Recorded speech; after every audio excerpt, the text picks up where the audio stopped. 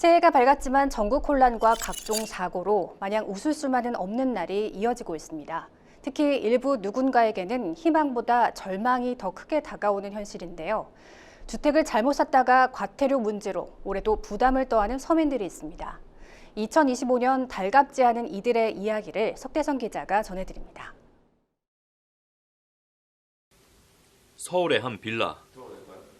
60대 최모 씨는 5년 전 이곳에 보금자리를 마련했습니다.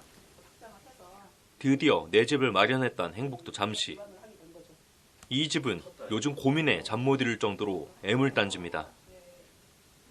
최 씨의 집은 기존 발코니를 방으로 확장한 위반 건축물.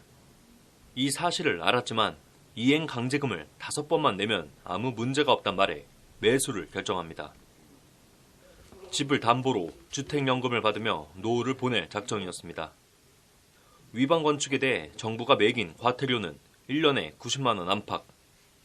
5년간 약 450만 원의 과태료를 낸 최 씨는 더는 문제가 없을 거라 생각했지만 치명적 변수가 생겼습니다. 매물가 72만이니까 정상금을 대면 저걸 받고 싶은 거죠. 주택연금. 주택연금 받고 싶어도 다 막혀버렸고 이런 가치가 없어져야지만이. 지난 2019년 4월 건축법 개정으로 위반 건축물에 대해선 재산권을 행사하지 못하도록 제한한 정부. 최 씨의 집도 위반 건축물이란 노란색 낙인을 찍혔고 전세대출 등의 금융제도에서 제외되며 노후 계획에도 지장이 생겼습니다. 부동산에 매물 내놔도 매매도 안 되고 재산권으로서 이제 권리 행사도 안 돼서 은행에서도 대출도 안 해주고 이미 들어있는 세입자들도 전세 대출이 안 되니까 이제 못 나가는 상황이죠. 집주인들이 이제 그 전세 보증금을 가지고 있지 않을 때에는 못 나가니까 나중에 이제 경매에 걸리기도 하고 그리고 경매가 진행이 돼도 아무도 낙찰을 안 받으니까 불법 건축된 부분을 뜯어 고쳐야만 지옥이 된 집에서 빠져나갈 수 있지만 복구 비용만 수천만 원. 이마저도 이웃층의 거부와 기술적 한계로 원복이 불가능할 수도 있습니다. 위반 건축물 전세 사기를 당한 임차인과 피해자의 경우 경매를 진행해도 원상복구 명령과 이행강제금 조치를 등재해야 하기 때문에 정상적인 경매가로 낙찰받을 수 없습니다. 60대 김모 씨도 비슷한 상황입니다. 잘 살고 있던 집으로 등기 우편이 날아온 건 약 1년 전. 집주인이 국세를 미납했기 때문에 빌라를 공개 매각한 후 밀린 세금을 거두겠다는 내용이었습니다. 이렇게 한국자산관리공사는 빌라 공개 매각 절차를 통보했고 전세 자금을 대출해준 금융기관도 더는 대출 연장이 불가능하다며 전세대출금 반환을 통지합니다. 김 씨는 가족명의 신용대출과 카드론으로 대출금을 갚았지만 무슨 이유에서인지 그때까지도 집은 팔리지 않았다고 합니다. 집주인한테 전세보증금을 언제 돌려받을 수 있을지 모르니까 어쩔 수 없이 저라도 낙찰을 받았어야 해서. 공개 매각 중 알게 된 사실. 김 씨는 자신이 산 집이 위반 건축물이었다는 것을 감정평가 절차를 통해 알게 됩니다. 이 집을 산 김 씨는 이행강제금을 기존 5회에서 무제한으로 과태료 요율도 상향에 부과한다는 정부의 규제 강화로 매년 100만 원 넘는 과태료를 내고 있습니다. 법이 바뀌면서 평생 이행강제금을 내야 될 처지입니다. 위반 행위가 적발되지 않을 때까진 건축물 대장에서도 위반 건축물 여부를 확인할 수 없어 매수하려는 사람은 위반과 확정의 진위 여부를 확인하기 쉽지 않은 게 현실입니다. 가수 싸이도 문재인 전 대통령 문다혜 씨도 단속에 걸렸던 위반 건축물. 하지만 주거용으로 사용하는 소규모 서민주택 현장에서의 위반 건축물 사례는 이들과 결이 조금 다릅니다.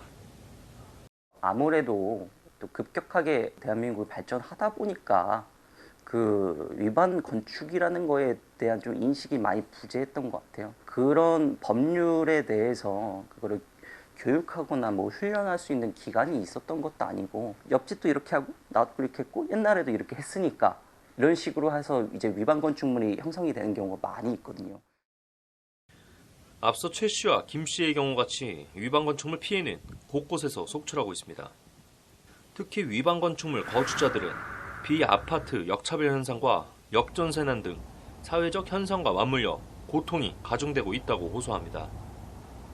건축업자라든지 부동산 업자한테 이거 5회 그 이행강제금에 대해서 우리가 그 깎아줄 테니까 이제 사세요 이렇게 해서 사신 분도 있을 거고, 누군가는 나는 그냥 여기 베란다 부분 확장하고 싶어서 그냥 확장했는데 이행강제금이 나오네 이렇게 되신 분도 있고, 이거 5회 내면 되는데 이렇게 인지하셨던 분들 거의 대부분이었을 거란 말입니다.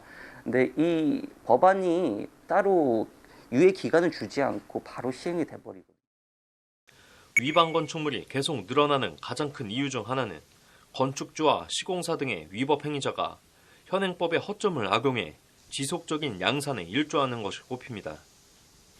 향후 위반 사항이 적발돼도 원상복구 명령과 이행강제금은 건축주 등의 위법 행위자가 아닌 현 소유주와 피해자만 부담합니다. 파장은 애꿎은 피해자와 임차인 간 갈등으로만 번집니다. 논란이 일자 국회에선 이행강제금 부과를 일시적으로 면제하고 한시적으로 양성화 조치를 허용하자는 내용의 법안도 나오고 있습니다. 어느 정도 그 합리적인 수치를 좀 정해야 될 것 같습니다. 위반 부분을 이제 양성화를 시켜주는, 말 그대로 위반이 아니게 바꿔주는 거거든요. 그 양성화되지 않은 주택에 대해서 우리가 표면화를 시켜서 그 세수로 확보하는 게 어떨까라는 제 개인. 누군가는 집을 이용해 투자를 하지만 누군가는 과태료에 허덕이는 현실. 이들에게 2025년은 희망보다 절망이 더 크게 다가옵니다. 법률방송 석대성입니다. 보도한 석대성 기자와 위반 건축물 논란에 대해 이야기해보겠습니다. 석 기자, 먼저 위반 건축물이 전국적으로 어느 정도나 있나요? 그 구체적인 집계는 어렵지만 추론은 좀 할 수 있는데요. 2023년 기준으로 집계된 대한민국 전국의 총 주택수는 1980만 호였습니다. 이 가운데 아파트는 전체 주택의 약 60%로 1190만 호 정도입니다. 나머지 주택 중에 단독주택은 약 30%, 다세대 연립주택은 약 10% 정도로 알려졌는데요. 전문가 의견에 따르면 연립주택은 전체의 약 70% 정도가 위반 건축된 부분이 있다고 봐도 무방하다고 할 정도라고 합니다. 위반 건축물은 전국적으로 최소 35만 호 이상이 될 것으로 보입니다. 위반 건축물 적발수도 해마다 수만 건이라고요? 그렇습니다. 이 통계를 보면은 매년 5만 건 안팎이 적발이 되고 있고요. 반면에 위반 건축물에 대한 이행강제금 징수율은 계속해서 떨어지고 있습니다.